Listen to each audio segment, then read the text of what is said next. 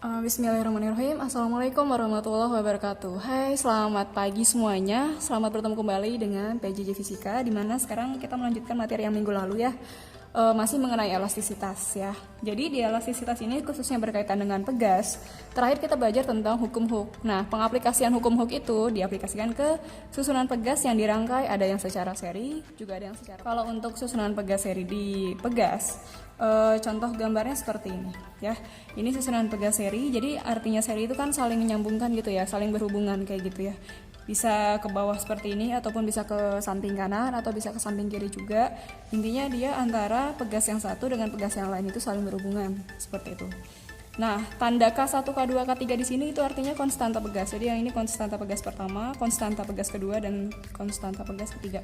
Nah, untuk disusunan pegas seri, di aturan untuk gaya pegasnya, jadi gaya total dari pegas seri itu sama dengan gaya pertama, sama dengan gaya kedua, sama dengan gaya ketiga. Jadi intinya di pegas seri ini baik di K1 ataupun di K2 ataupun di K3, F-nya itu besarannya sama ya, nilainya sama. Kemudian kalau untuk pertambahan panjang pegasnya, delta XT itu dijumlahkan antara delta X1 ditambah delta X2 ditambah delta X3 gitu ya, tergantung seberapa banyak jumlah pegasnya.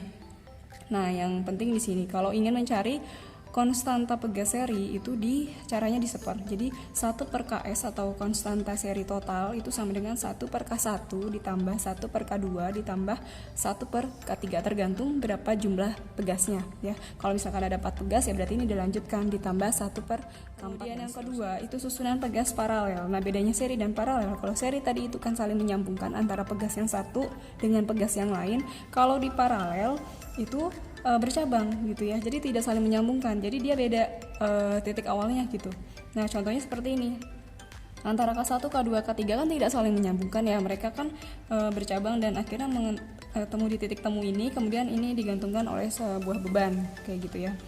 Nah, kalau di aturan untuk susunan pegas paralel itu sebenarnya berkebalikan aja dengan yang ada di seri. Jadi kalau di paralel F-nya malah dijumlah ya, jadi F total dari seluruh rangkaian pegas paralel ini dijumlahkan, F1 ditambah F2 ditambah F3, tapi kalau delta X-nya itu sama justru ya nilainya. Jadi pertambahan panjang pegas untuk K1 itu sama dengan pertambahan panjang pegas untuk K2 dan sama juga dengan yang di K3 gitu ya. Jadi delta X totalnya sama. Kemudian kalau ingin mencari konstanta pengganti atau konstanta total untuk susunan pegas paralel itu tinggal dijumlahkan tergantung berapa banyak jumlah pegasnya. Jadi kalau di sini ada 3 pegas ya 3-3-nya dijumlahkan, 1 ditambah K2 ditambah K3 kayak gitu. Nah, itu susunan pegas seri. Selanjutnya ke energi potensial pegas. Nah, jadi di pegas pun punya energi potensial. Jadi namanya energi potensial pegas gitu ya. Atau saya tulis di sini lambangnya EP itu sama dengan setengah dikali F dikali delta X gitu ya. Dan sedangkan kalian tahu bahwa F itu sesuai dari hukum Hooke itu adalah K dikali delta X kan. Jadi kalau F-nya diganti jadi K dikali delta X, maka jadinya setengah dikali K dikali delta X dikali delta X lagi. Jadinya setengah dikali K dikali delta X kuadrat. Jadi rumus energi potensial bisa pakai yang ini ataupun yang ini, tergantung nanti yang diketahui di soalnya ada apa kayak gitu. Nah, ini satuannya Joule ya untuk energi. Nah, kemudian selanjutnya kalau diminta mencari untuk periode pegas gitu ya, itu caranya T sama dengan 2pi akar N per K gitu.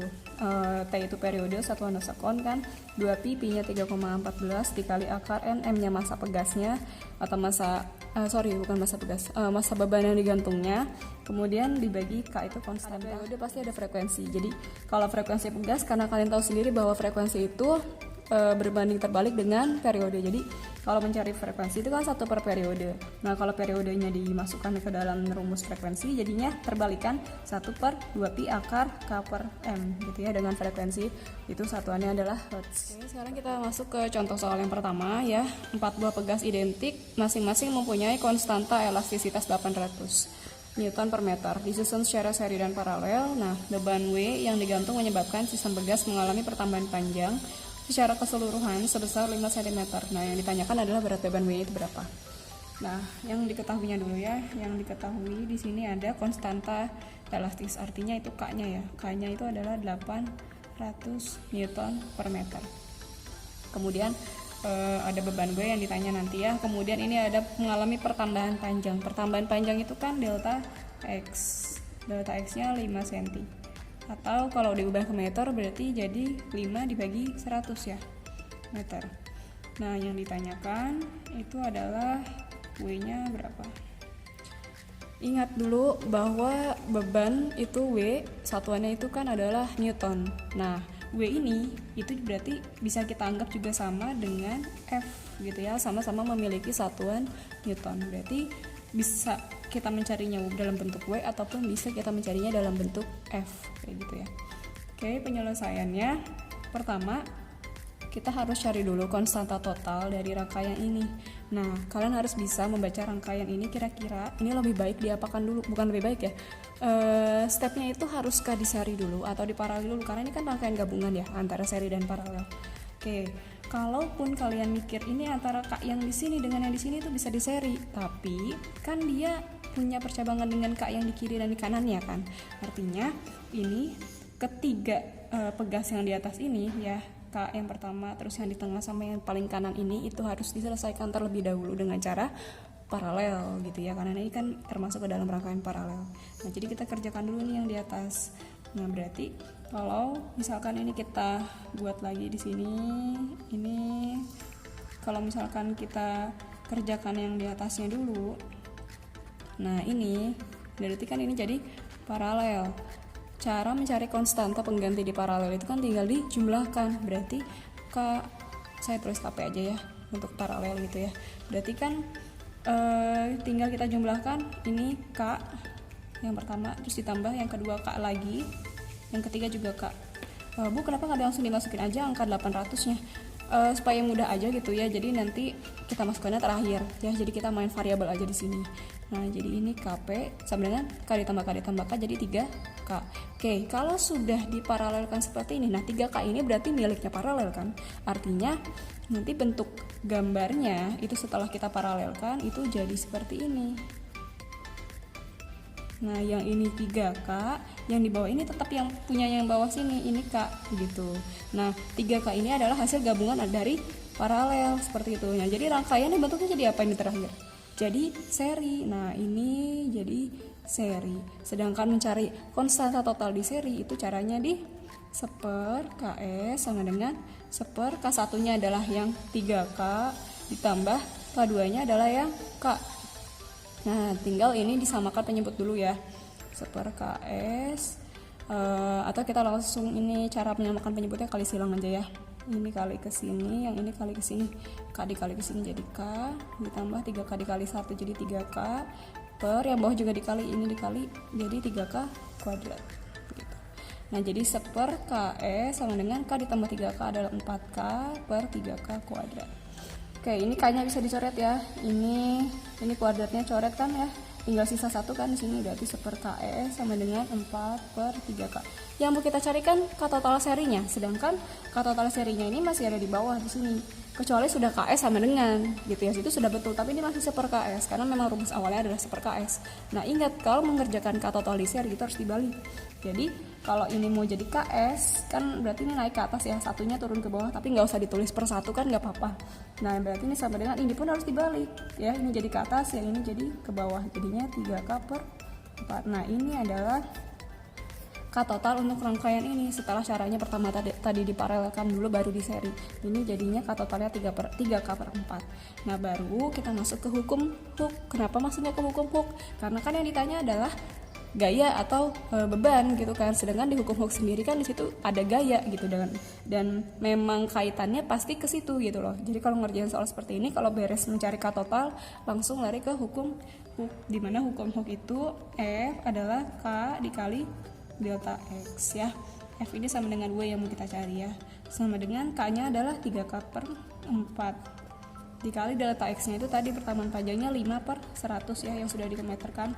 Nah, baru di sini kita masukkan nilai K-nya itu adalah 800. Jadi 3 dikali 800 per 4 dikali 5 per 100. Nah, ini tinggal secara matematis aja.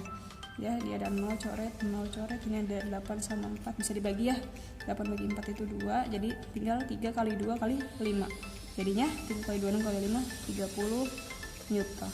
Nah, jadi berat beban W-nya adalah 30 Newton. Selanjutnya soal yang berikutnya ini termasuk soal mudah ya. saya contohkan yang benar-benar cuma ada variabel gitu ya, tapi yang ditanyakan nanti ya misal apa gitu ya.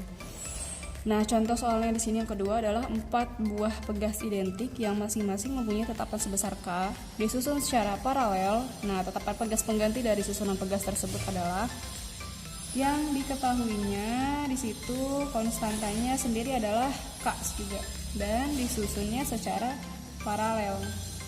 Nah, berarti ya udah, kalau yang ditanyakannya di situ adalah konstanta pengganti atau tetapan ya sama aja ya. Itu berarti K paralelnya berapa? Ingat bayangannya berarti kalaupun disuruh digambar ya kan 4 buah pegas ya, berarti gini nanti gambarnya. Gitu. Ya. Ini 4 buah pegas ya, kalau digantung beban misalkan ini gantung beban di sini gitu. Nah, ini berarti kalau misalkan dia paralel ya langsung aja konstanta penggantinya adalah tinggal dijumlahkan aja kan, K ditambah K ditambah K ditambah K. Nah, ini kan konstanta pegas identik ya gitu. Ya udah, berarti langsung aja hasilnya adalah 4K seperti itu. Oke, sekian untuk video kali ini. Semoga paham dengan apa yang saya jelaskan ya. Nanti kalau misalkan ada pertanyaan bisa kalian tanya lewat WhatsApp grup atau misalkan lewat Japri juga boleh. Nah, silahkan bertanya daripada kalian bingung gitu ya. Next materi akan disampaikan di video berikutnya. Terima kasih. Wassalamualaikum warahmatullahi wabarakatuh.